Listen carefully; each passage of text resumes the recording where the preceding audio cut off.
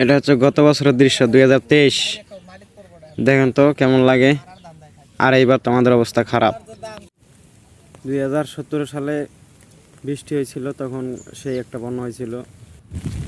তো এইবার বেশি একটা ভালো হয় নাই, তারপর মোটামুটি আলহামদুলিল্লাহ ভালোই বৃষ্টি হয়েছে। দেখতে পাচ্ছেন আপনারা, নদী ভরাট হয়ে গেছে। কিন্তু এই ভরাট নদী বেশি দিন থাকবে না, কিছুদিন পরে আবার শুকায় যাবে।